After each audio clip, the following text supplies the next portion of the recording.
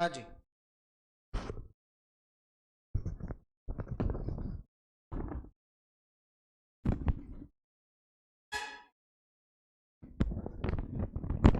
X, who was closing his books on 31st March 2020, failed to take the actual stock which he did on April 20, when it was ascertained by him to be worth rupee 2,50,000.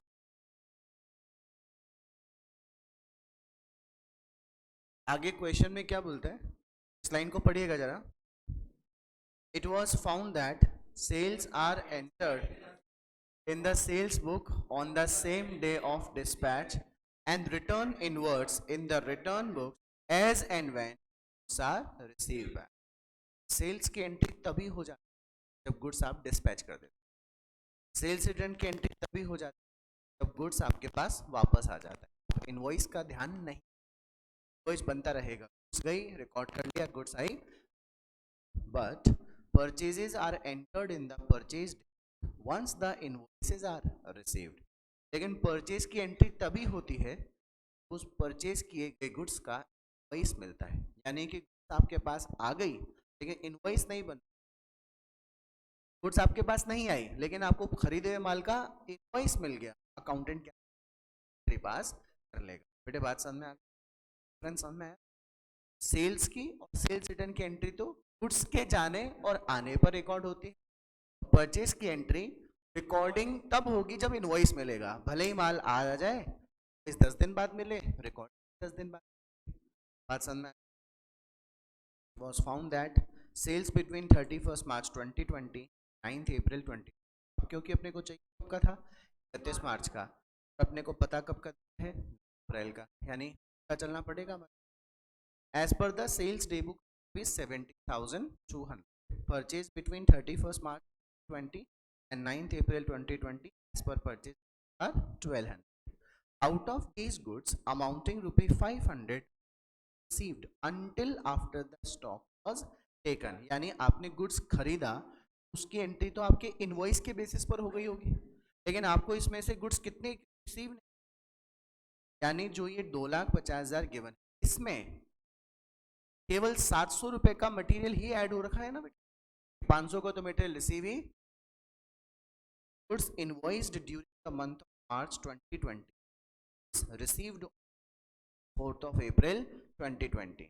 हमने goods खरीदने की तो कब कर ली थी, मार्च में ही, लेकिन हमारे को जो खरीदे हुए माल का फिजिकल पोजीशन था 31st मार्च से बजाय आप अप्रैल को मिला. मार्च के बाद में 31 मार्च को घर तो बन गए थे, फिजिकली पोजीशन हमारे पास नहीं थे. कितने रुपए का गुड्स, 1000 का. Rate of profit is 33.33% of cost, यानी कि 25% sales. ascertain the value of stock, ascertain the value of, right, हमें ध्यान रखना है कि फिजिकल गुड्स एग्रीकल्चरल था बेटा.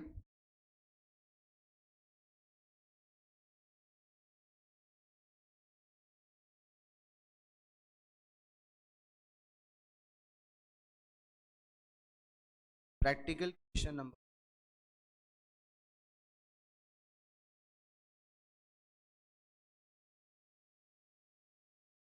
Statement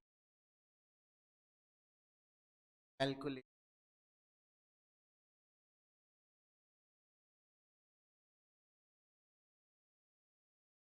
physical stock.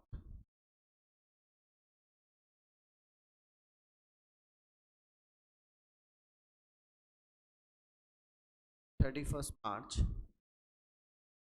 2020.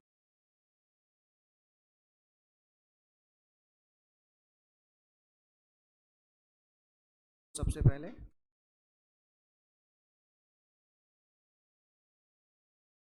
स्टॉक अप्रैल 2020, अप्रैल को जब गोडाउन में किए हुए इन्वेंट्री का फिजिकल काउंटिंग निकल. ठीक है बेटा. इसमें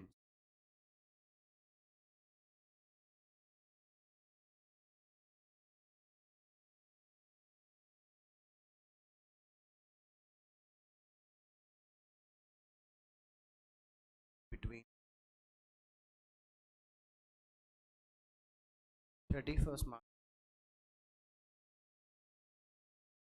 अप्रैल 2020, इस दौरान जो आपने बेचा क्वांटिटी लेस हो गई, चलने पर माल गया, प्लस कर दें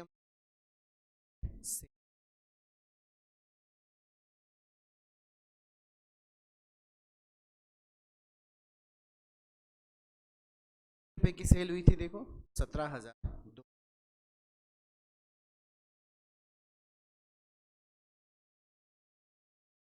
प्रॉफिट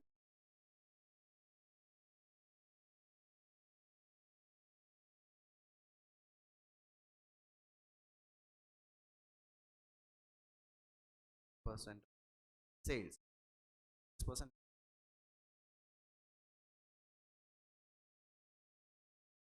करो,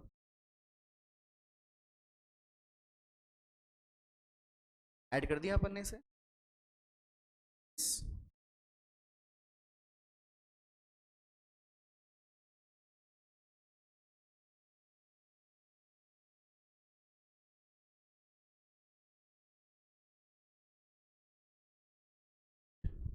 बात पूछूंगा इसके जवाब, अगर क्वेश्चन में ये आउट ऑफ पे 5 आप लोग पूरा पूरा 1200 रुपये लेस कर रहे हो, परचेज पीरियड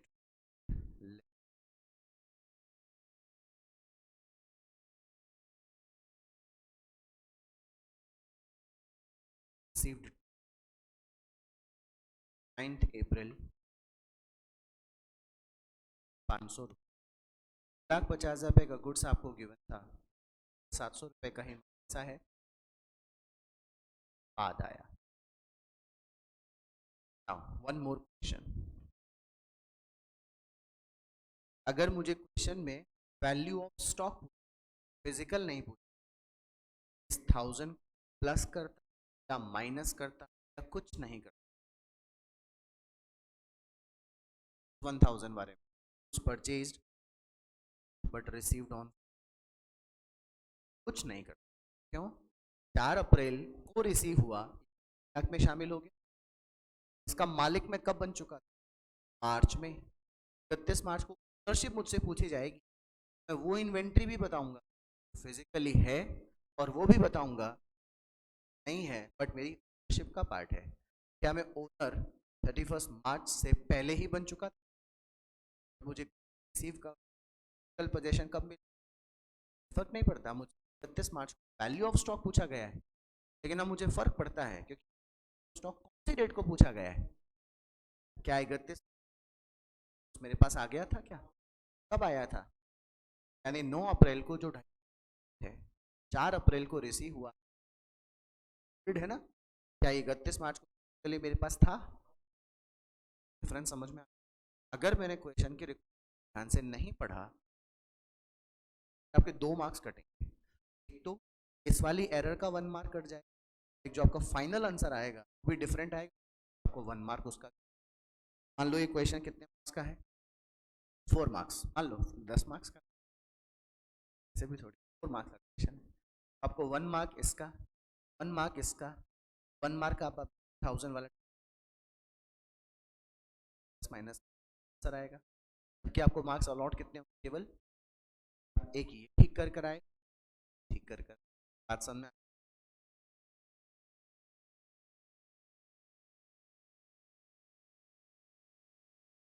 परचेज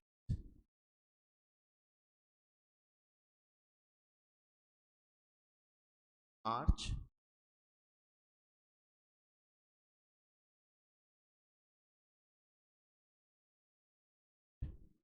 टिल 31 मार्च 2020 रुपीज 1000 इस कराए, आपने ध्यान रखा।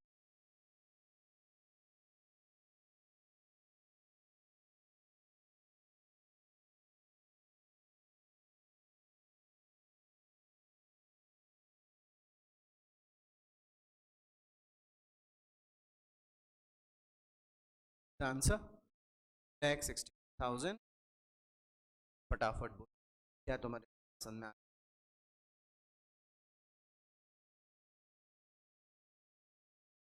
2020 में दिसंबर में जो पेपर हुआ था, क्वेश्चन आया था हमारे इस मॉड्यूल, क्वेश्चन बहुत प्रैक्टिकल क्वेश्चन नंबर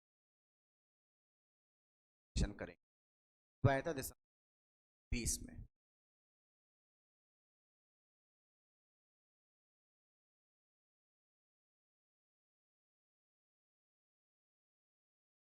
क्या सभी ने टाइम पहले ही स्लो,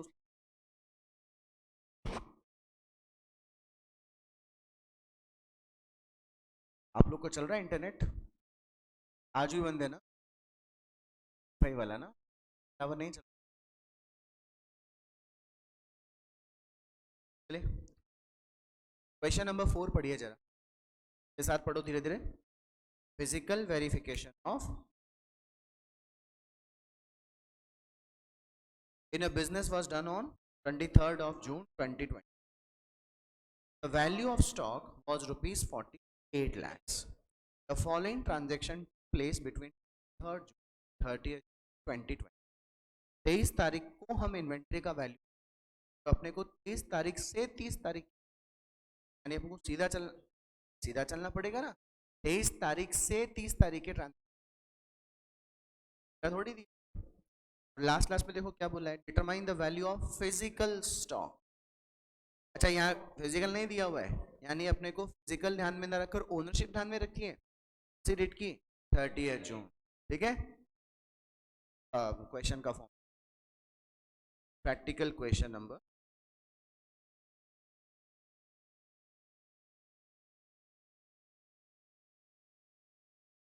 स्टेटमेंट कैलकुलेट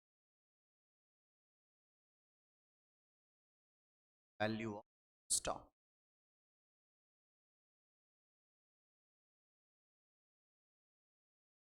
थर्टियथ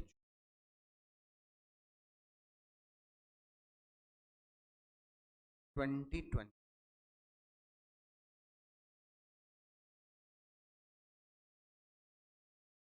इस क्वेश्चन तरीके से किया जाए।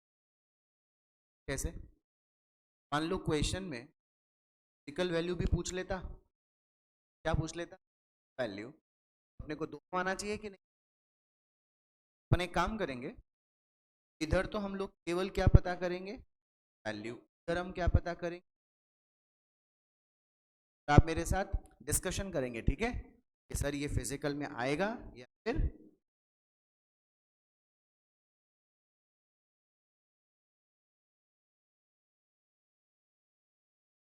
लिखिए value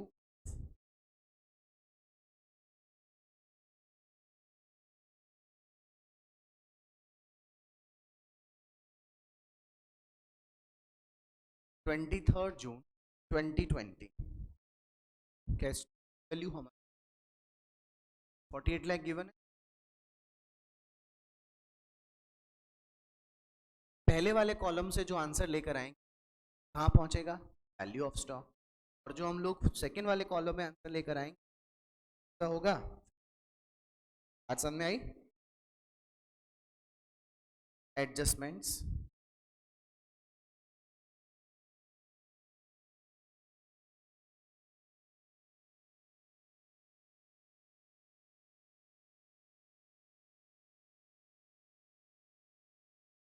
the transaction took between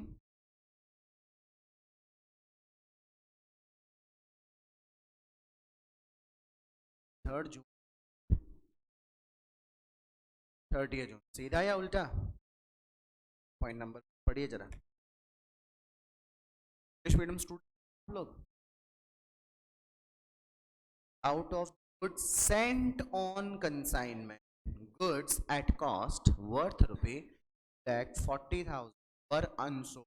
The goods which were sent on consignment, जो गुड्स कंसाइनमेंट पर भेजी गई थी, शाबाश, उसमें से कितने रुपए की वैल्यू का स्टॉक है। जैसे दो क्वेश्चन पूछे, पूछा बताओ ओनरशिप कितने की है, बताइए मैं इस 48 लाख रुपए में कल पोजीशन पड़ी है, 2,40,000 ऐड करके बताऊंगा कि नहीं, 48 भी मेरा है, 40 भी मेरा है, बात समझ में आई?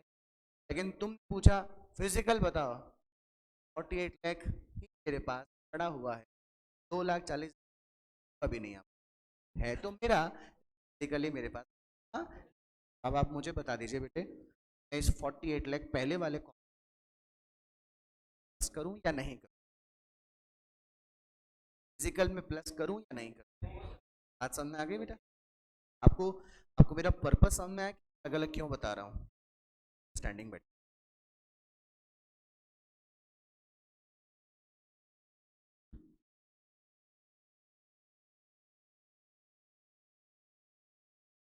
lying with signing unsold, lying with consign please back 40,000, physical value में मुझे बैंक छोड़ देना चाहिए बेटा। सेकंड देख, purchase of ₹4 were made out which goods worth ₹1,60,000 were delivered on 5th of 2020। मैंने 23 से लेकर 30 तारीख कुल मिलाकर कितने गुड्स परचेज किए हैं? ये मिलो और चाहे ना मिलो, मैं उनका ओनर बन गया कि नहीं बन गया? बताइए मुझे, 4 लाख प्लस करने चाहिए या 2,40,000 प्लस करने चाहिए?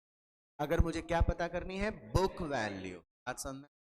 लेकिन अगर मुझे फिजिकल वैल्यू पता करनी है, बात समझ में? लेकिन अपन लोग इसको बाइफरकेट करके, ठीक है,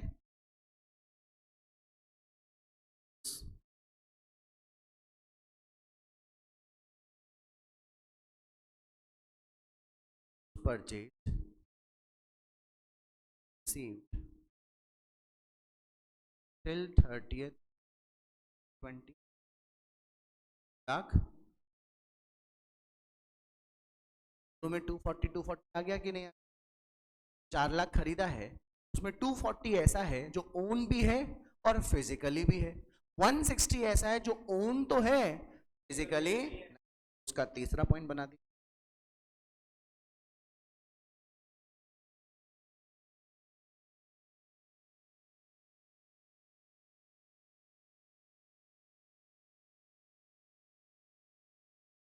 परचेज टिल 30th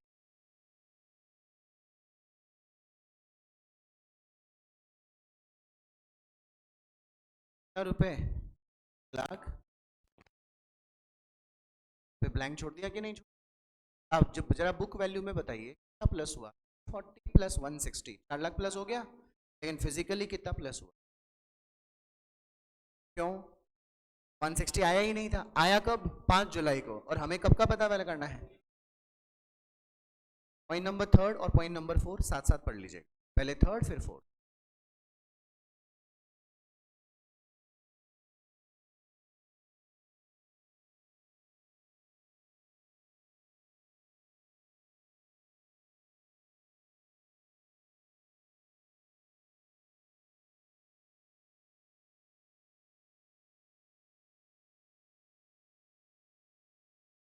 पढ़ लिया आप सबने? मेरे साथ पढ़ना, क्या पढ़ना?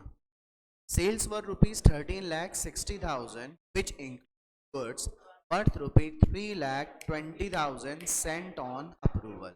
13,60,000 की सेल, 1,20,000 की sale goods sent on approval है। आगे, half of these goods were return for 30th।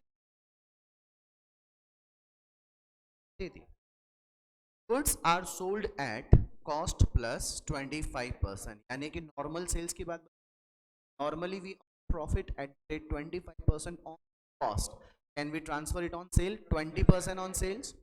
However, फिर भी goods costing ₹2,40,000 had been for ₹1,20,000। 3 तरह की सेल हो गई 13,60,000। 1360 में 1,20,000 सेल ऑन अप्रूवल, 1,20,000 की हो गई एबनॉर्मल। नॉर्मल होगी कि नहीं? आंसर देना बेटा। तो 2,40,000 की कॉस्ट का माल 20,000 में बेच, भले ही मुझे उस पर घाटा हुआ, फिजिकली भी चली गई, शिप भी चली गई कि नहीं? तो मैं अदर गुड्स बेची हूँ other than sale on approval normal, उस पर मुझे प्रॉफिट भले ही हुआ हो, ये भी गई होगी, ओनरशिप भी चली गई, यानी मैं एबनॉर्मल और नॉर्मल दोनों की कॉस्ट निकाल कर फिजिकली भी माइनस कर दूं और बुक वैल्यू भी माइनस, चली भी गई है और मेरा मालिकाना हक भी उन पर खत्म हो गए। माय क्लियर बेटा? चलिए एक पहले वर्किंग देखना, अपन आगे डिस्कस करेंगे। आपके पास टोटल सेल्स कितने रुपए की है? इस 13,60,000 में क्या सेल ऑन अप्रूवल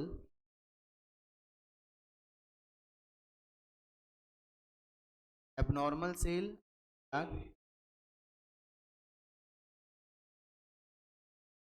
बाकी की बची हुई नॉर्मल सेल 1,20,000 होगी ना? 13,60 में से 3 बच गए, 10,40 में से 1,20, 9,20 बच गया ना? ठीक है। ये सब तो कौन सी प्राइसेस थी? क्या हम इन्वेंट्री का वैल्यूएशन सेलिंग प्राइस पे करते हैं? प्राइस पे करते हैं। प्रॉफिट का परसेंटेज कॉस्ट पे 25% गिवन, सेल्स पे कितना? 20%, 320 का 20% लेगा, लो 4 माइनस इक्वल्स टू कर 56,000। यहाँ पे कॉस्ट निकालने की नहीं है क्योंकि 1,20,000 कॉस्टिंग ऑलरेडी जो 40 गिवन है ना, और 9,20,000 का 20% निकाल कर लेस कर दो, तो लेस कर दो। All clear everybody? अब मैं ऊपर तब बढ़ूंगा जब आप मुझे नीचे सही जवाब दोगे। ये जो गुड्स हैं ये भले ही मुझे घाटे में बेचनी पड़ी हो, चली भी गई, ओनरशिप भी चली गई, फिजिकल और वैल्यू नहीं लेस होगी। ये वाली गुड्स भले ही मैंने प्रॉफिट में बेच, चली भी गई, ओनरशिप भी चली गई, दोनों जगह लेस होगा।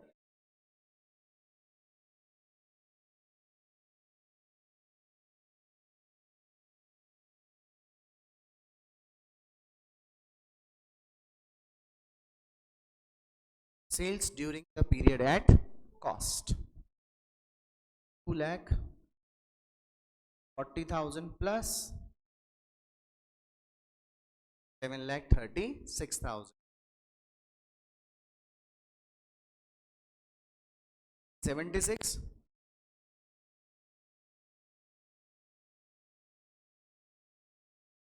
क्लियर बेटा?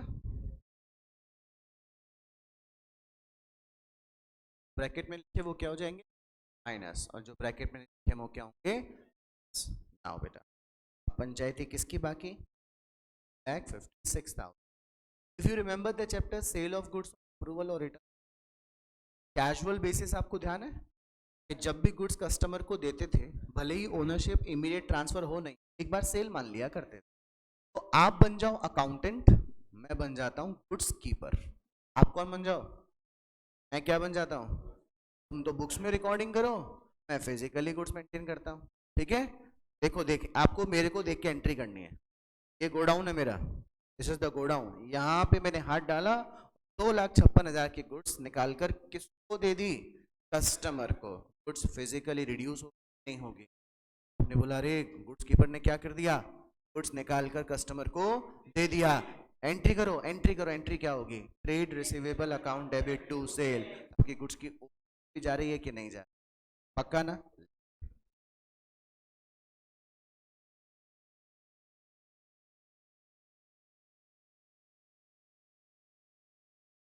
Saint on approval basis 2,56,000। बेटे अपने दोनों जगह से माइनस कर दिया क्या? क्या आपने भी तो अकाउंटेंट बन के एंट्री करी थी, कीपर बन के गुड्स का कल पोजीशन दे दिया था? आज समझ में आ गई? जिस कस्टमर को मैंने माल दिया था उसने आधा माल क्या कर दिया? मैंने उससे लिया और कहां रख दिया? दिख रहा है ना मैं क्या कर रहा हूं? सेल्स रिटर्न की एंट्री पास करते हो कि नहीं? तुम भी, मैं भी वैल्यू बढ़ा दोगे, मैं फिजिकल वैल्यू बढ़ा दूंगा। बुक वैल्यू बढ़ाओ, मैं ओनरशिप बढ़ाऊं, फिजिकल वैल्यू बढ़ाओ,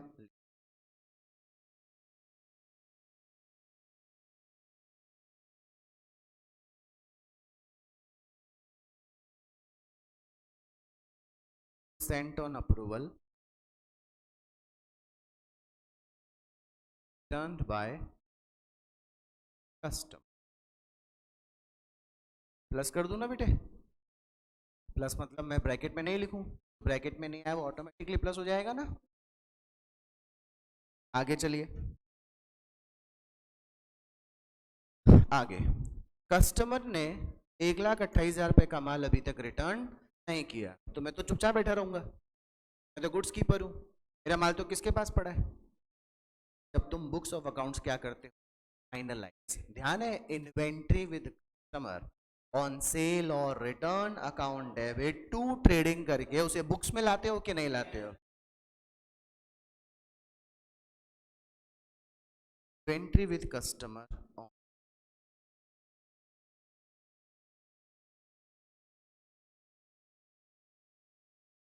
टिल 30th June 2020 प्लस करोगे कि नहीं करोगे।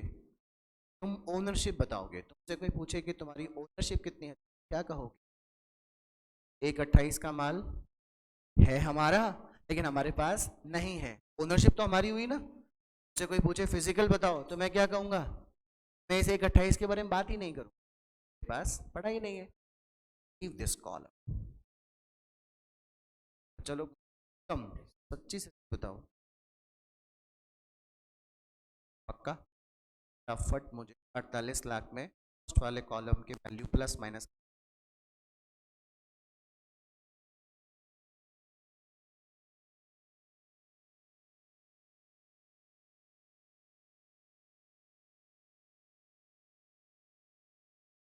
$44,64,000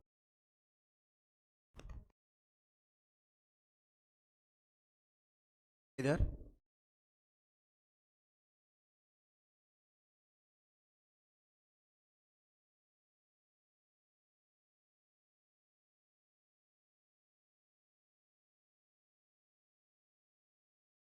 $39,30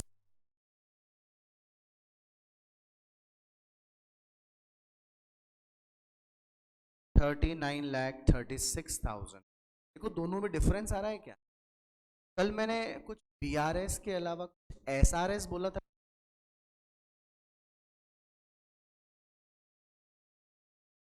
स्टेटमेंट क्या करता है, स्टॉक रिकॉन्सिलिएशन स्टेटमेंट। अच्छा बीआरएस क्या करता है, बीआरएस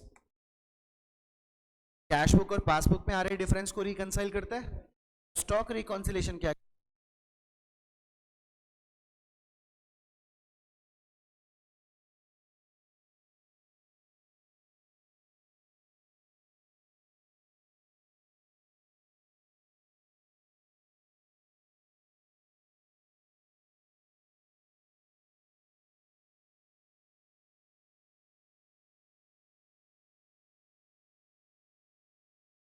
तो स्टॉक रिकॉन्सिलिएशन ये कहता है कि what is the reason of book value of inventory and physical value of inventory. आपको ये टॉपिक समझ में पक्का। अब देखो कैलकुलेटर काम में लो, आपको बीआरएस पढ़ाया था जब मैंने, एक कैश बुक का बैलेंस होता था और एक पास। अगर आप क्वेश्चन की बिगनिंग कहां से करते थे, कैश बुक से, तो सारे चेंजेस कहां होते थे, cash book according to the changes of passbook. और अगर आप कहां से शुरू करते थे, पासबुक, तो सारे चेंजेस इसके अकॉर्डिंग।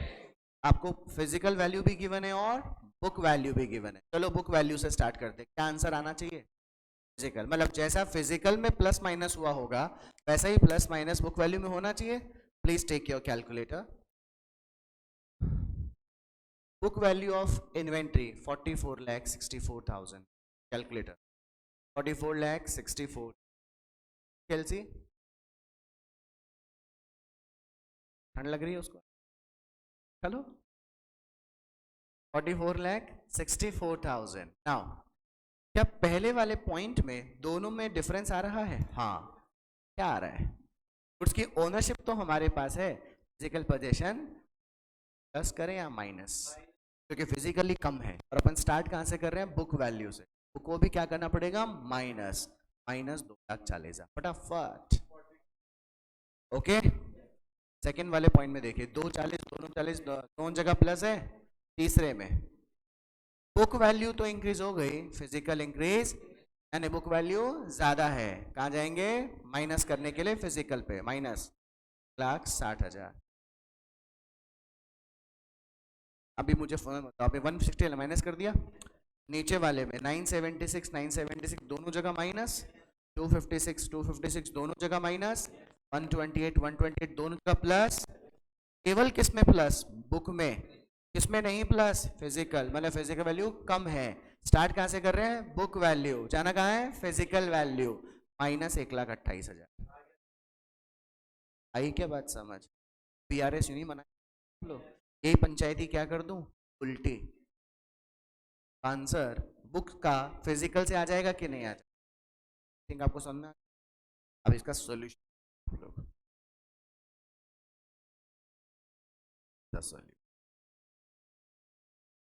48 लाख 240 प्लस, कॉपी में देखते जाओ, बुक वैल्यू में 240 प्लस हो रहा है, पहला वाला, दूसरा वाला 240 प्लस हो रहा है, तीसरा वाला 160 प्लस हो रहा है, 128 प्लस हो रहा है, अपने वाला फाइनल 128, फिर देखो, फिर देखो,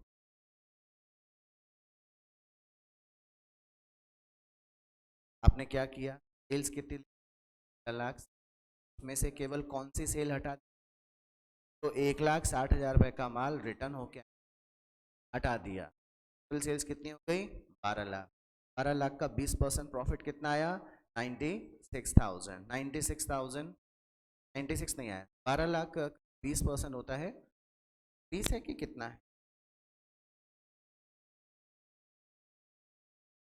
इसमें प्रॉफिट मार्जिन कितना गिवन है अपने को, 12 लाख का 20% कितना, हाँ मेरी बात तो सुनो, कितना होता है देखो, 12 लाख का 20% कितना होता है 2,40,000, अंडरस्टूड ना। अब देखिए इन्होंने क्या किया, सही किया, बिल्कुल गलत नहीं किया, 13,60,000 रुपए की सेल है, इसमें से पहले कौन सी सेल हटाई, इस पर तो प्रॉफिट हुआ ही नहीं, फिर कौन सी रिटर्न वाली, तो एक्चुअल सेल्स कितनी आ गई इनके पास 10,80,000, 10,80,000 का 20% निकालिए कितना, 2,16,000, घाटा कितना उठाया था 1,20,000, आंसर कितना आया 96, और फाइनल आंसर हमारा भी कितना आया था 44,64,000, इनका भी कितना 64,000। बेटा which method will you opt, mine or, please please book वाला करके आओ ना प्लीज यार, कंफ्यूजिंग है, करवा भी दूंगा आपको, आपको समझ अभी समझ में, एग्जाम तक क्या घर तक जाते जाते भूल जाओगे सर ने क्या करवाया, 10 बार रिकॉर्डिंग देखनी पड़ेगी, याद रखना पड़ेगा, फिर क्वेश्चन का, आप देखो कितना मस्ती में बोलते गए, फटाफट आंसर आता गया, please want to follow the module, रट लेना, आपको समझना आए तो समझ आ गए। चलिए मैंने कहा था टाइम बचेगा तो अपन कौन सा क्वेश्चन करेंगे, थर्ड नंबर, पहला हो गया, चौथा हो गया, सेकंड अपन कर चुके थे बेटे, चलो आज इस चैप्टर का समापन कर देते हैं। प्रैक्टिकल क्वेश्चन नंबर 3, बेटा जब प्रैक्टिकल क्वेश्चन नंबर 3 करेंगे तो आपको ये चैप्टर जो है ना वो मिक्सचर है कुछ 4 चैप्टर का, first inventory itself, 2 rectification of error, 3 sale of goods on approval basis, 4 थोड़ा बहुत थोड़ा बहुत, ठीक है चलो, नहीं कंसाइनमेंट नहीं, नालायक, फाइनल अकाउंट्स पढ़िए, the profit and loss account of Hanuman should a net profit of ₹6 lakh, इस बात में कोई दिक्कत, 6 लाख का प्रॉफिट था, हनुमान ने बता दिया, after considering the closing stock, बताइए मैं कल से लेकर आज तक क्या बोलते जा रहा हूं, क्लोजिंग हमेशा किस फॉर्म में होता है, फिजिकल फॉर्म में, अगर कोई सर्टेन एडजस्टमेंट नहीं होते तो वही क्लोजिंग स्टॉक फिजिकल था वही बुक वैल्यू बनकर के आ जाता है बैलेंस शीट, बात समझ में आ गई, लेकिन अगर क्लोजिंग स्टॉक फिजिकली गिवन है और सर्टेन एडजस्टमेंट आपको दिए हुए हैं, आफ्टर कंसिडरिंग दो certain adjustment find book value of stock, I clear बेटा, आपके पास फिजिकल वैल्यू कितना गिवन है 3,75,000, ऑन विच डेट, अब मान लो क्वेश्चन में पूछ ले ascertain the value of physical stock on 31 मार्च 2020, आपका यही आंसर होगा। अंडरस्टूड ना? पर ये पूछेगा नहीं। लास्ट क्लास में देखो ना क्या बोला है, जाने भी बोले फिजिकल तो दे दिया, आप क्या नहीं पूछ सकते फिजिकल। अच्छा दिया भी कब का है? 31 मार्च का ही, तो 31 मार्च का पूछ नहीं सकते बिकॉज आंसर दे दिया हम लोगों ने। इनको क्या पता करना चाहिए?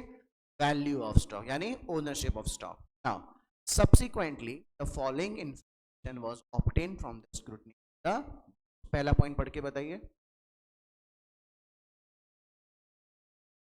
कुछ एरर दिखाई दे रही है आपको? गड़बड़ है यानी प्रॉफिट में भी गड़बड़ हुई हो। असेट को क्या मान लिया? एक्सपेंस। दूसरा पढ़ो।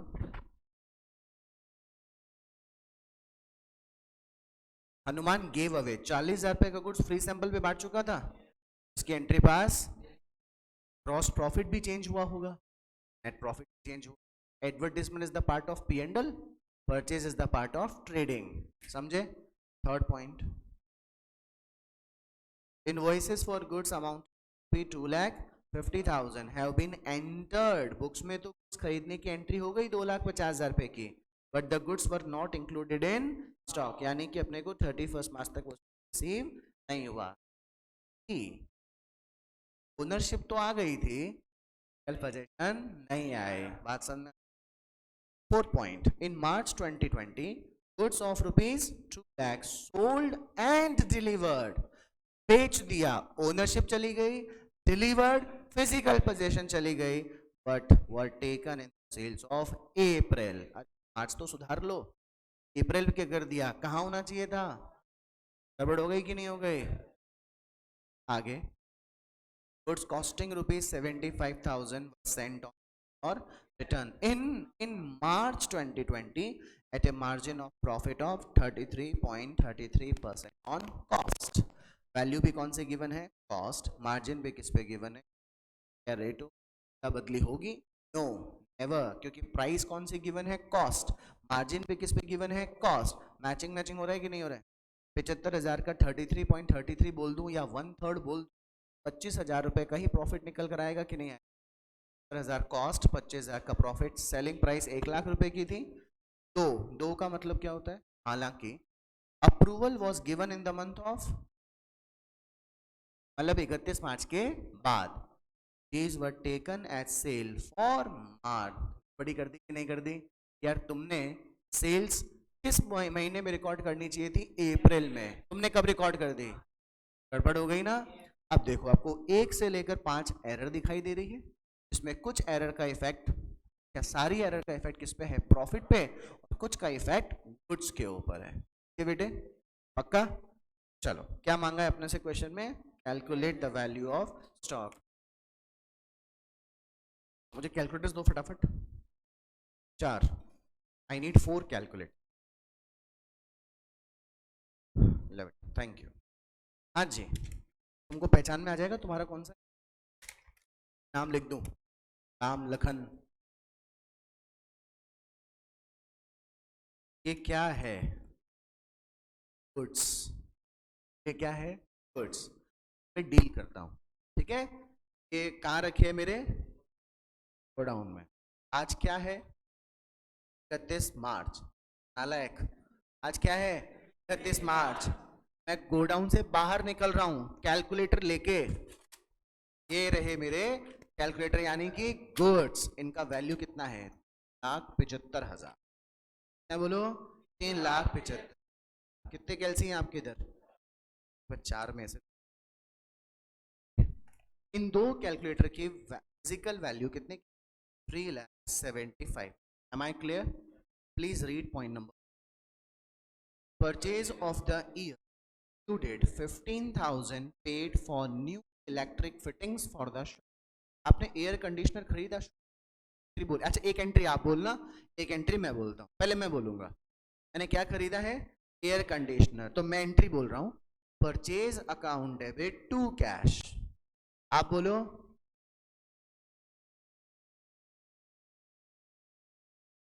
खरीदा है ना मैंने कंडीशनर? अच्छा असेट है, मुझे किसको डेबिट करना चाहिए था? असेट को। मैंने किसको कर दिया? अब सुनिएगा, मैंने बुक्स में एंट्री करी। क्या एंट्री करी? Purchase account debit to cash, पहले भी कितने ही कैलकुलेटर थे, बुक्स में purchase account debit to cash कर देने से एयर कंडीशनर कैलकुलेटर बन जाएगा। गलती कहाँ हो रही है, बुक्स में कहाँ हो रही है, पर कोई इफेक्ट पड़ रहा है क्या? जिस गलती का इफेक्ट इस पे नहीं पड़ा, स्टॉक पे नहीं पड़ा, स्टॉक पे नहीं पड़ा, तो रेक्टिफिकेशन का भी स्टॉक पे पड़ेगा, पड़ेगा क्या? मेरे पास इन्वेंट्री पहले भी कितने थे, 2, मैंने एयर कंडीशनर खरीदा, मैंने एरोप्लेन खरीदा, मैंने तो हवाई जहाज खरीदा, मैंने तो हेलीकॉप्टर खरीदा, इन्वेंट्री की गुड्स की खरीदने की एंट्री कर देने से क्या क्वांटिटी बढ़ जाएगी क्या? ये अपनी जगह बिल्कुल सही है ना। यानी कि जब मैं इस 3,75,000 से कौन सी वैल्यू पता करूंगा, वैल्यू, तब पहले पॉइंट को कंसिडर करूंगा, पहले पॉइंट के रेक्टिफिकेशन का कोई भी इफेक्ट किस पे नहीं पड़ेगा, स्टॉक पे नहीं पड़ेगा। एंट्री गलत कहाँ हो रही है, बुक्स में। बात समझ में आ गई क्या? एक कैलकुलेटर मेरे पास, तो अब देखो कितने, 3 पड़े थे 3,75 के, मैंने क्या बेच दिया, एयर कंडीशनर। एंट्री बोलो, मैं बोलता हूँ cash account debit to sales, तुमने क्या बोला, एंट्री करने से पहले भी कितने कैलकुलेटर थे, एंट्री करने के बाद भी कितने हैं, गलती कहाँ हुई, बुक्स में, तो रिफेक्ट भी बुक्स में पड़ेगा ना। पहले भी कितने थे, अभी भी कितने हैं,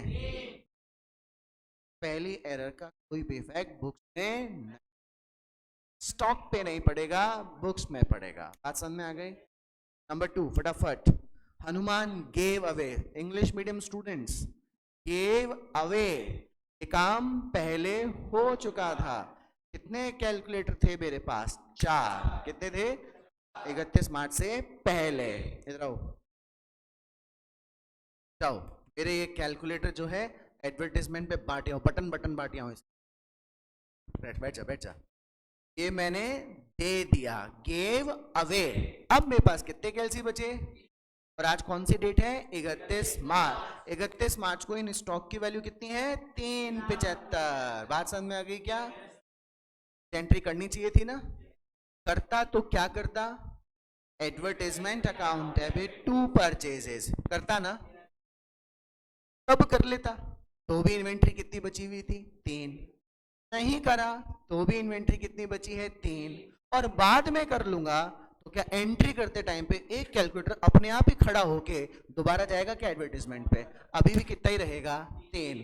एंट्री का बुक्स में नहीं एंट्री होने का लास्ट पॉइंट पढ़ो ना, नो एंट्री वाज पास्ड, क्या इन्वेंट्री के बुक्स में रिकॉर्ड ना होने का कोई भी इफेक्ट फिजिक्स पड़ेगा क्या?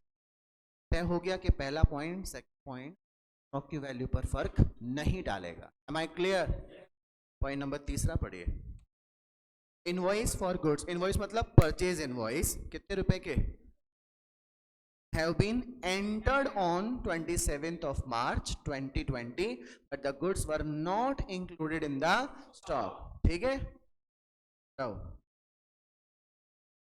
ये सप्लायर, मेरे पास आ जा, ये कौन है, सप्लायर। सप्लायर ये पकड़ो, 20 मार्च के दिन मेरे पास कितने गुड्स हैं, 2, कितने हैं, 2।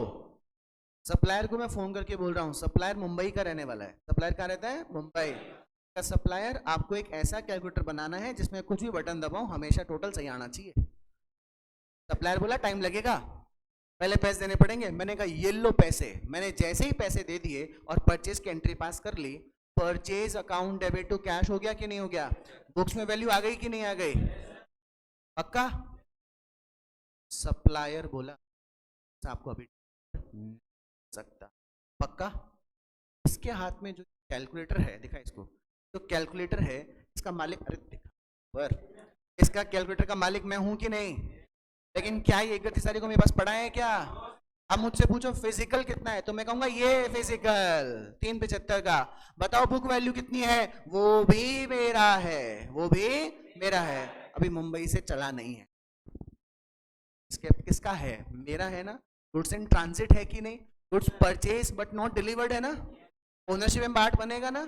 लास्ट लाइन पढ़ो, मुझे क्या चाहिए, value of stock 375 plus stock in transit, बताऊंगा कि नहीं बताऊंगा। पॉइंट नंबर 3, उस 375 में प्लस होगा या माइनस, प्लस। समझ में आ गई मेरी बात? चौथा पॉइंट तेरी और सेवा लूंगा। पॉइंट नंबर 4 पढ़ो। In March 2020 goods of ₹2 lakh, कौन से मंथ में? मार्च में। Sold and delivered were taken in the sales of April. कितने कैलसी मेरे पास? 3। मार्च में एक कैलकुलेटर निकाला, कस्टमर को दे दिया। कस्टमर, अभी आप यहीं रुको, मैंने कस्टमर को दे दिया, गुड्स डिलीवर कर दी। अब कितने बचे? पहले कितने थे? आज तारीख क्या है? मार्च से पहले कितने थे? देने का कितने बचे? मैं ऑलरेडी 375 आज के दिन सही बता रहा हूं कि नहीं बता रहा हूं?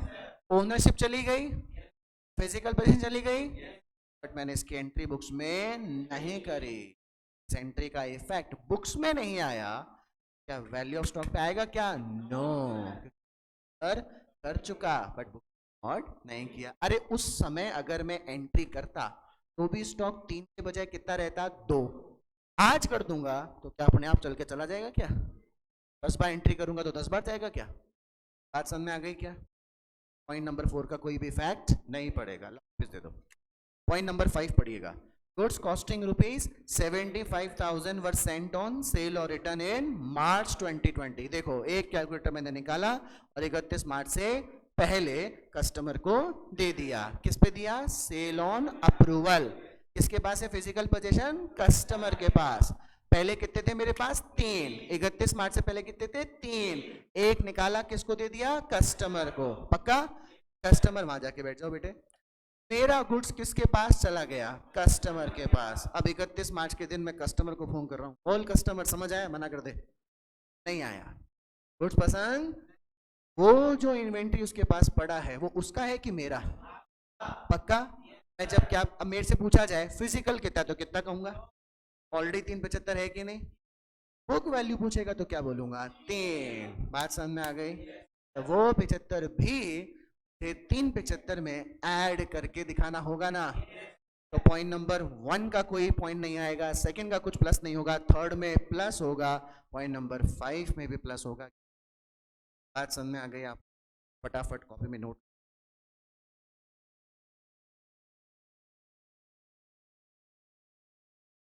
प्रैक्टिकल क्वेश्चन नंबर 3 बेटे, ये आपने नोट कर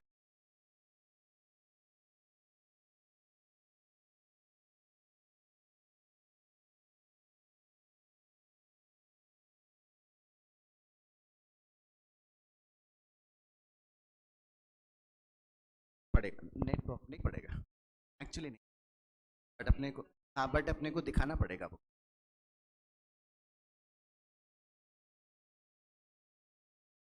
फिजिकल वैल्यू ऑफ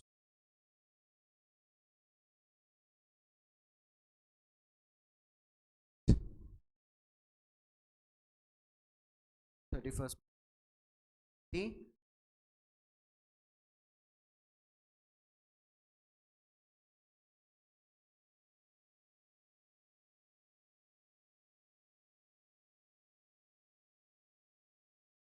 पहले ऊपर वाला नोट करो यार।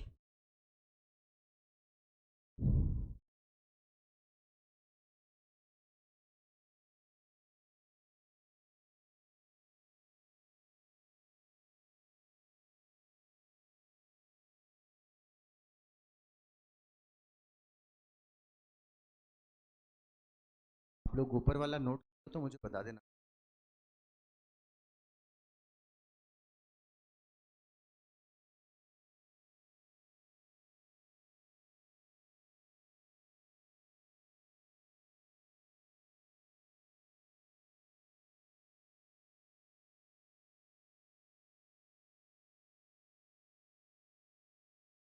फट ऊपर वाला। तो practical question number, statement of value of stock 31st March 20।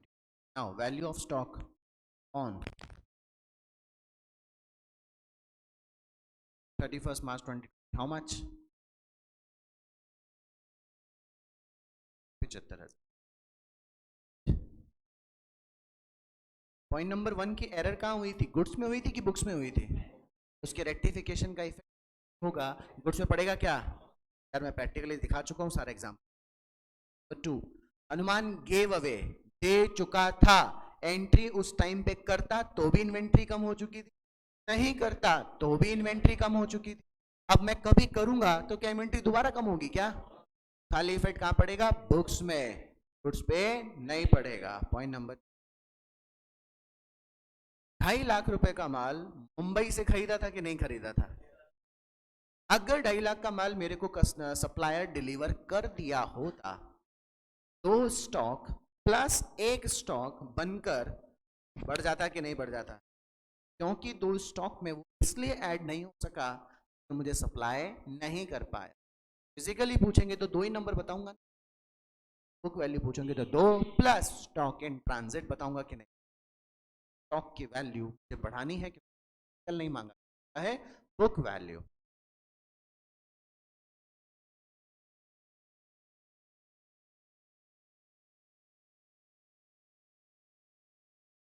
Goods purchase,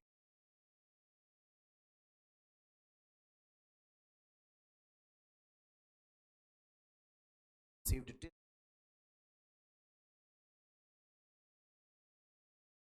31st, how much? आपको ध्यान है इसी को लेकर इसी 2.5 लाख ध्यान हो।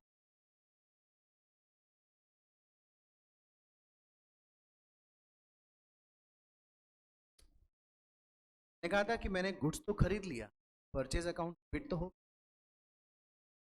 क्लोजिंग स्टॉक में 2,50,000 का माल आ भी गया तो डेबिट 250 प्रॉफिट।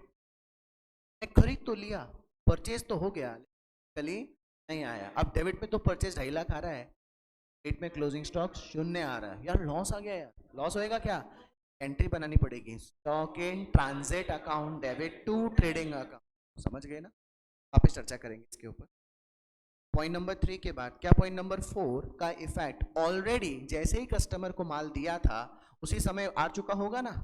एंट्री उस टाइम करते तो भी इन्वेंट्री रिड्यूस हो चुकी थी, आज करेंगे तो भी इन्वेंट्री पहले ही रिड्यूस हो चुकी है, आज एंट्री करेंगे तो क्या वापस रिड्यूस होगी? No effect on the goods. But point number 5, 75,000 रुपए की गुड्स का मालिकाना हक मार्च में ट्रांसफर हुआ कि अप्रैल में? तो the approval was given in April, but अपन ने तो कब गलती से इसे ओनरशिप ट्रांसफर मान ली थी? मार्च में। कि नहीं हो? फिजिकली तो हमारे पास नहीं है वो 75,000 रुपए का माल, 31 मार्च तक शिप हमारे पास थी कि नहीं थी? बात समझ आई? प्लस कर दूं बेटे? क्या बोलेंगे? With customer on cell on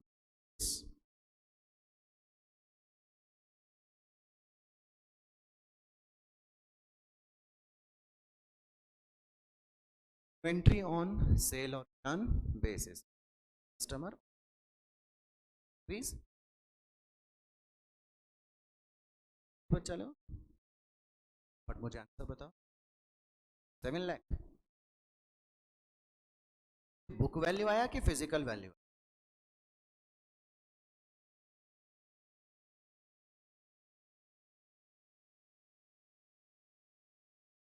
31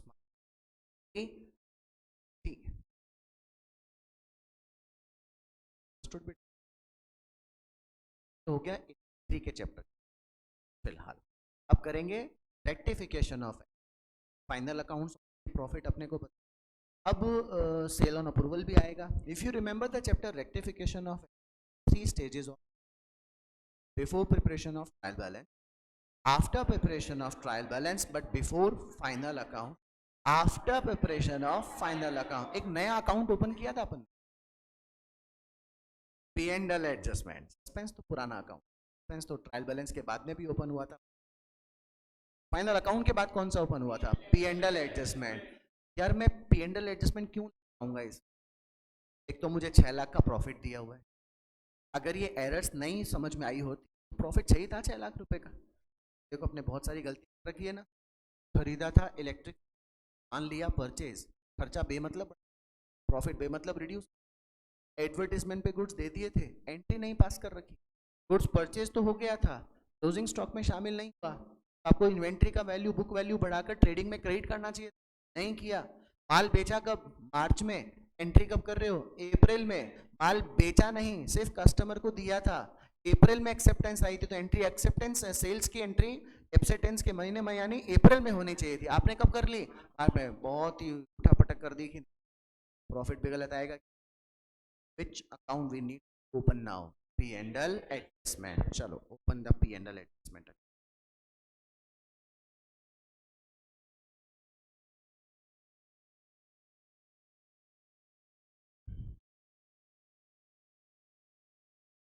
तो 6 लाख का प्रॉफिट है, पी एंड एल अकाउंट निकाल कर बंद हो चुका होगा। अपने को उस पी एंड एल से पैसा निकाल कर कहाँ डाल देना चाहिए? P and L adjustment.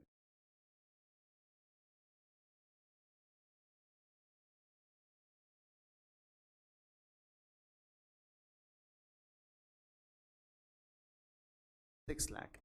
एक बात मानोगे मेरी?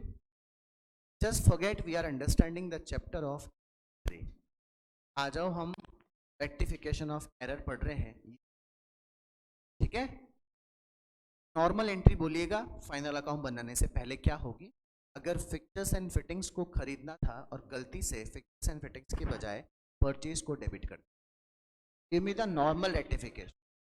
आप बोले fixtures and fittings account debit to purchase, सही। मैंने कहा बेटा मुझे यही एरर फाइनल अकाउंट बात पता चले, तो fixtures and fittings account debit to P and L adjustment. Can you watch P and L adjustment here by. अच्छा देखो, एंट्री से तो समझ आ ही गया होगा, बता दूंगा बाय।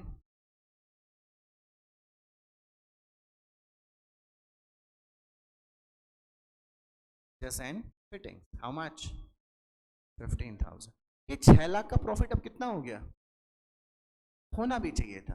पिछली बार खरीदा क्या था? Pictures and fittings. तुमने बे मतलब क्या मान लिया? परचेज। परचेज ट्रेडिंग के डेबिट में चला गया होगा, ज्यादा चला गया होगा, जीपी कम हो गया होगा, जीपी कम हो गया होगा, एनपी कम हो गया होगा। वही प्रॉफिट जो कम हो गया था उसे इंक्रीज करके ठीक कर दिया कि नहीं? Point number. मैंने कहा यार मैंने 40,000 रुपए का माल फ्री सैंपल में बांट दिया, एंट्री नहीं करी मैंने।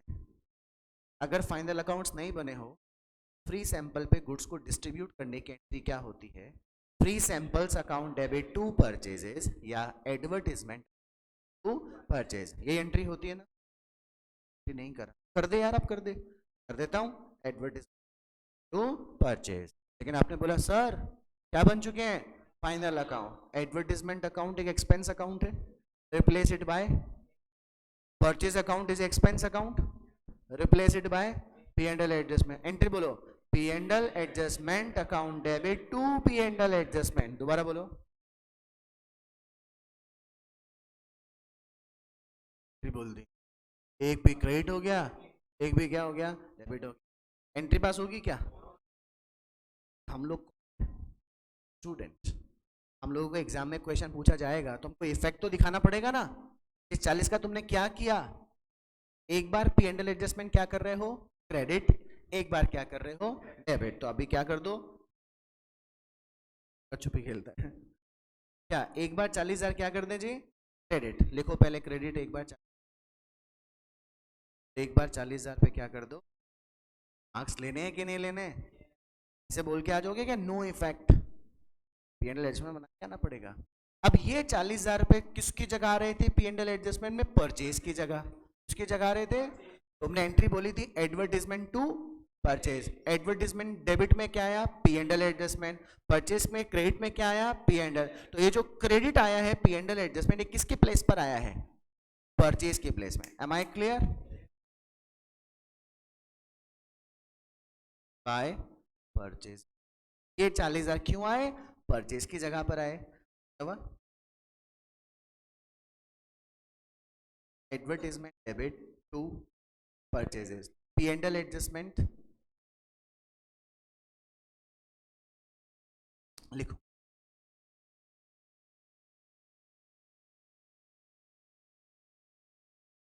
फिर एंट्री नहीं कर रहा हूं, रिलेशन दे रहा हूं।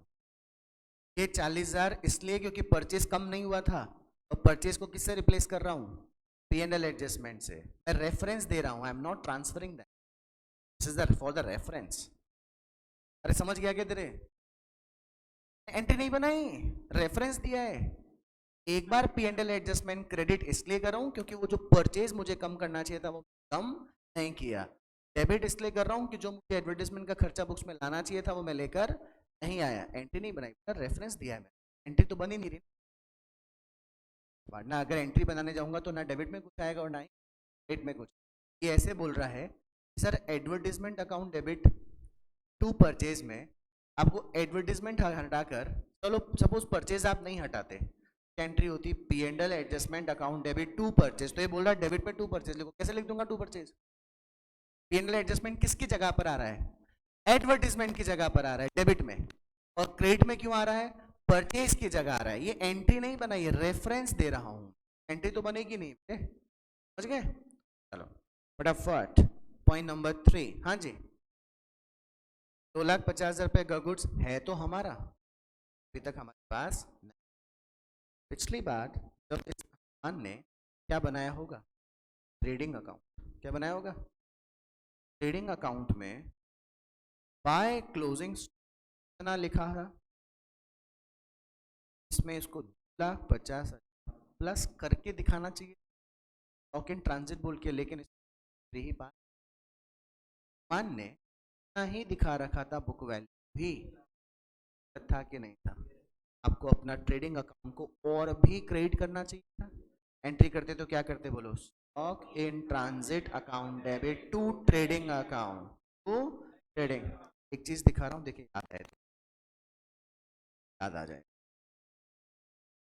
कौन सा चैप्टर खोल लिया मैंने? याद आएगा? Registration number, it is found that been lost in transit and still in transit आएगा। अब अगर मैं 1,05,000 हटा दूं, 1,05,000 हटा दूं, क्लोजिंग स्टॉक 264 की बजाय कितना? 159, या प्रॉफिट 1,17,000, प्रॉफिट आएगा 12। सही बोल रहा हूँ कि नहीं बोल रहा हूँ? जैसे ही 1,05,000 ऐड कर दूं, प्रॉफिट 12,000 वाला 1,00,000 बढ़कर 1,17,000 आ गई आपको मेरी? बोलिए। Stock in transit account to trading account. Trading account कौन से ईयर का? करंट ईयर का, पिछले साल का? ट्रेडिंग अकाउंट लिखूं या पी एंड एल एडजस्टमेंट लिखूं? देखो बाय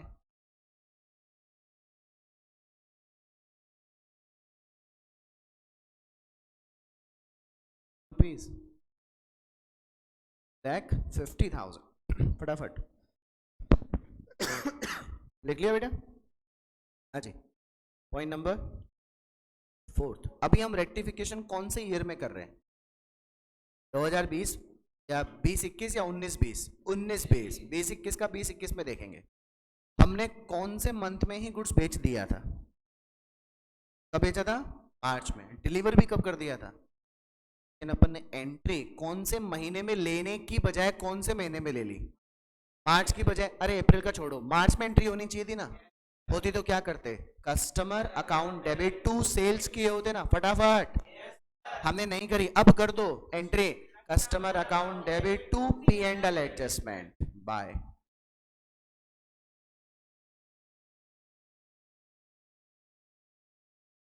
रुपीज लाख। अच्छा, अप्रैल में भी सेल हो गई क्या? एंट्री हो गई क्या? अप्रैल में क्या हो गई होगी? कस्टमर टू सेल, एंट्री करके सेल्स टू कस्टमर आने खत्म हो गई कि नहीं हो? पक्का? अप्रैल में जो बेमतलब एंट्री हो गई कस्टमर टू सेल, एंट्री करके टू कस्टमर कर दिया, कस्टमर एक ही बार डेबिट होना चाहिए था ना? अभी कौन से महीने में? आज कर दो customer P and L adjustment. आगे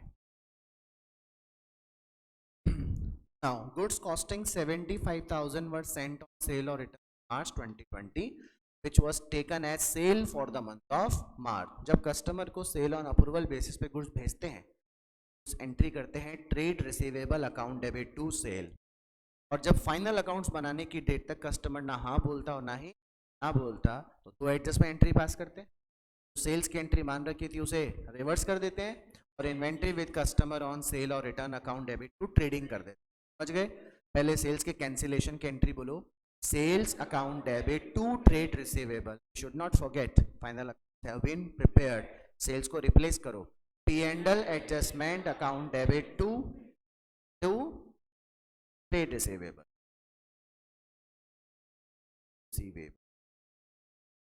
rupees 1 lakh,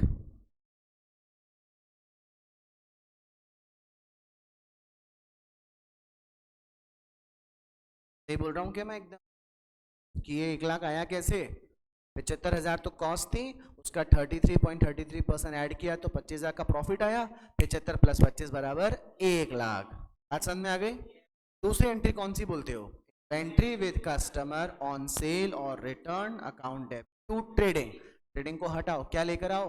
P and L adjustment, आए एंट्री विद कस्टमर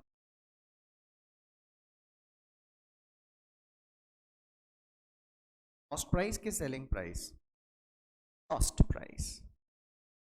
अच्छा, डेबिट कितना किया? 1 लाख। क्रेडिट कितना किया? एड में प्रॉफिट को 25,000 से कम किया ना, कम होना भी चाहिए था। पिछली बार 75,000 रुपए की कॉस्ट को 1 लाख में बेचकर उसमें 25 का प्रॉफिट भी तो बढ़ाया था कि नहीं? बढ़ाया था, वही किया कि नहीं? Am I clear? क्या सभी पंचायती खत्म हो गई इधर? Yes sir. Now give me the total of credit side. 11,80,000। Now debit के 1,40,000 लेस करो, पी एंड एल एडजस्टमेंट के बैलेंस को किधर ट्रांसफर कर देते? याद है क्या आपको? कहाँ ट्रांसफर करते हैं? कैपिटल में। This is your answer. Many congratulations to all of you. Chapter inventory is over. Homework में जो दिया था पक्का किया हुआ है ना? कभी मूड आया तो कॉपी चेक कर लूंगा तुम्हारी, घर जाके इस वाले क्वेश्चन को एक बार रिकॉर्डिंग चलाकर वापस देख। पक्का समझ आ गया? कल से आपका फेवरेट टॉपिक शुरू करेंगे, पार्टनरशिप। ठीक है?